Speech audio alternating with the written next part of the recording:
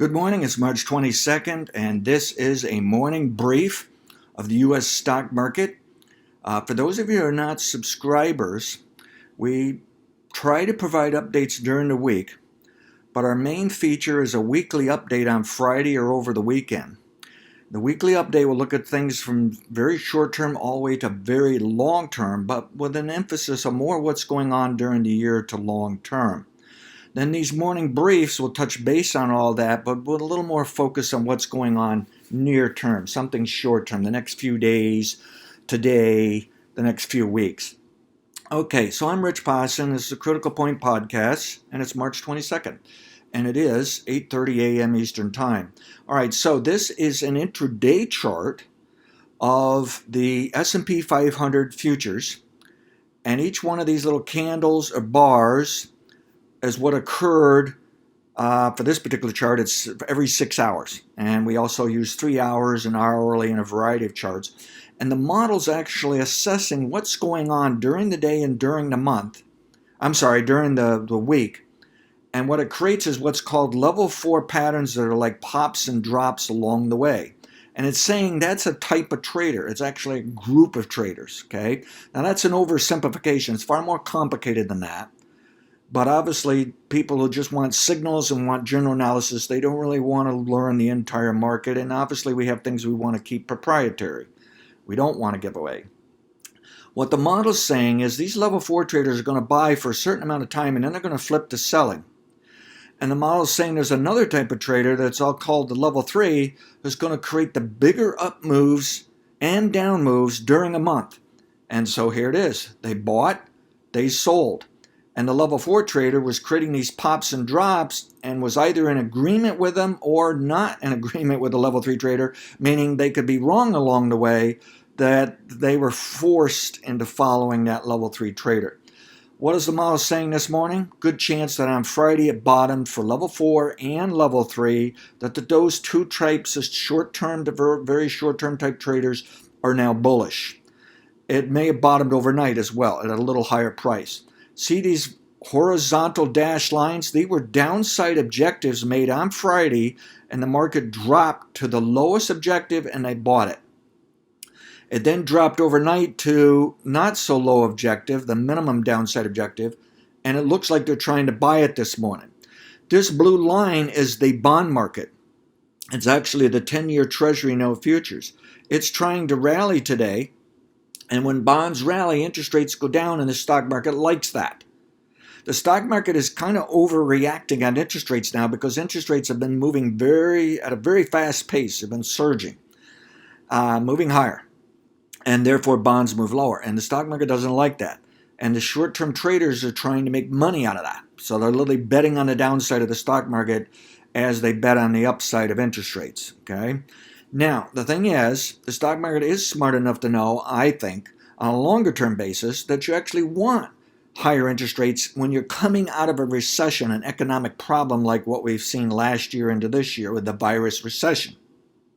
Normally, interest rates would rise as you're growing your economy, and inflation would normally rise. So I think on a long-term basis, the stock market realizes this, but they're just having problems on a short-term basis, specifically with these short-term traders making too big a deal out of these rising interest rates, okay? That they're worried is something else going wrong here within the overall financial system. But business-wise, economic-wise, it's normal to have rising interest rates. So the forecast is we got a chance for level 4 buying to last into tomorrow, but that level 3 trader is likely going to continue buying into next week, forcing the level 4 trader to make more money on the upside and lose money on the downside if they tend to bet that way. And chances are they'll pick up on that somewhat and will be in line, okay? That's our really short-term picture. Now, let's zoom out with the use of a daily chart. And so now each one of these candles or bars reflects one day. It shows the open on the left-hand side, close or finishing price of the day on the right-hand side. It shows the and that's this colored box is really the price change between the open and the close. Then these little points are the high and low of the day, okay? And it's drifting lower into what should be a level 3 bottom. So the model's saying if we can trade above Friday's high, if we can trade above the 5-day average, which is quite important in many markets, but it's really just a short-term guidance of trend or a trend indicator, get above that, then we're probably correct this market's rallying into next week. We also need this indicator called a daily stochastic. It's set for 5 days and then 3 and 2 for settings in it. And it's down to oversold, meaning you should be considering there's more upside than downside, that it's about time for the buyers to step back in. Well, that's what the model's forecasting. It's about time for the buyers to step in. So we want to watch for a buy signal coming off of this indicator. And the only way that'll occur is the price has to go up, so you have to miss out of some, okay? Whereas with the model, we can fine-tune things. We can try to become a little more like timers and zero in on something. I think there's a chance this is a buy and it's moving in higher into next week for that kind of trader, okay? Now, what else can I tell you? What kind of upside potential have? Well, there's a possibility it's going to trade to a record new high even by next week. But the record high may wait for a little longer than that relative to still larger trends I'm going to show you in a moment. So what we have is that these level 3 trends now create some of the bigger swings during a month, and I took away the labelings back here so we're not such a cluttered up chart. And we're going to use those level 4s to help us time the level 3. We're going to use the level 3 to help time what's called level 2 and level 1, the more important trends during a year. And so this is what we think is going to occur. Level 3 top, they sold, they spent most of the time within this business cycle buying, so there was very little time for them to sell. I think the model's correct to thinking that, showing that. And I think it's time to head higher into next week for this market. If it trades below Friday's low, takes out last week's low, we know we're wrong, but maybe only temporarily. We're just a bit early. That can still bottom early this week. But we also know if the market's going lower by Friday, going lower still, there's something wrong. Okay, and that's going to be what we call time stops, to telling us we need to reevaluate, need to rethink this, what's really going on with this market. Okay, now you will sometimes see news going along with these types of trends. If it's a really short trend, sometimes there's really no news, or it's just a brief little piece of news that gets them excited and then they go the other way. Okay, I am now going to zoom out yet again for still larger trends. And this is a weekly chart. Let's zoom in a bit here. And what it's saying is 3 weeks ago, the market put in level 1, level 2 bottoms along with level 3, level 4. So this is like a clock-like model that if we were interested only in the level 1, we would see all those smaller or faster hands, larger hands if they're faster, coming to midnight at that level 1 time. We now know that we had most of them on board. Most of the people trading that market were on board to start buying, and they did. Now, some of them will try to bet on the downside and the way up. Others are going to continue to buy, and what we believe is from the bottom of 3 weeks ago, they're going to continue to buy on average, on a basic opinion, overall opinion, buy into April, setback in April for level 2, then they're going to buy yet again, meaning a still larger trend started up from 3 weeks ago and is bullish into summer. And this fits into a long-term bull market that's likely going into next year, a larger bull market that's going into year 2024, which is also election time, and still a larger bull market for this decade. And we track all of those. And at the end of this decade, we're going to have the most important sell signal per decade. It's worked very well for me personally. I've taken those signals since 2000, and I've tested this going back a couple of hundred years. Okay, so that's how we can be helpful for anyone who wants to know what's going on the next few days, the next few weeks, the next few months, the next few years for this decade. Okay, what kind of signal do you want? What kind of trading and investing do you want?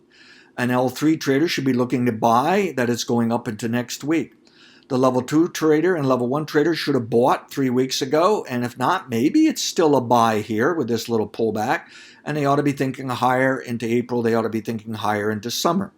A long-term investor should have bought on March 25th last year within 2 days of the lowest price of the year for a long-term buy for this decade.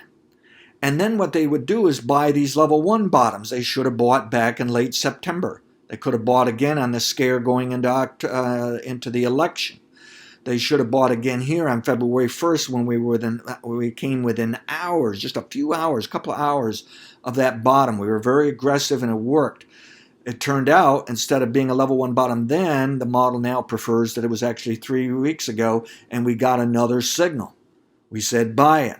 So you can use this to keep adding to your long-term positions, but you can also use this to trade some of the bigger swings during the year, take some profits, reset, hopefully get a little lower price, something like that. You can use this as guidance. If you're a stock picker, it's nice to know what the entire stock market is doing. So you may just use this as guidance and not actually trade the entire stock market.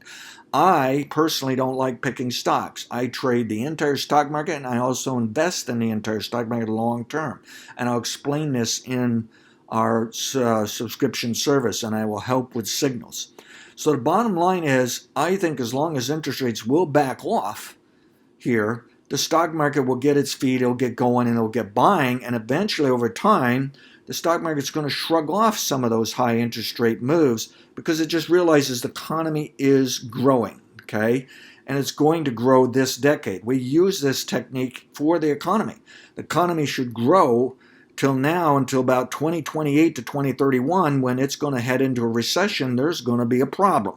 Okay, and along the way, the model is going to show us when the economy is going to throttle up, throttle down. It's going to provide some twists and turns, and the stock market may go along with that. Sometimes the stock market model will come up with its own twists and turns that really doesn't have anything to do with the economy. And that's also useful information. Anyway, this is the 10-year Treasury note, the bond market. It's trying to rally this week, and we think it should pop over the next couple of weeks at least. Longer term, however, interest rates are going to go higher in our opinion, and along with a growing economy, and inflation is also going to rise. And the stock market's going to have to learn to deal with that. And we think it already knows this, but it's these short-term fast move in interest rates and inflation that does scare the stock market at times. And so we have to have our discipline to stay with our plans. And I think knowing, let's face it, this type of modeling can literally label nearly all price fluctuation during a year. Think of that. We can put a number and label on each one of these moves on this chart throughout here of what is it, what were they doing. We may not know exactly what they were doing, and sometimes it won't match the news, okay? But we know the general idea that they're buying and selling, and how important is that, and how long it will take them to complete their buying and selling. We want to put that to our use.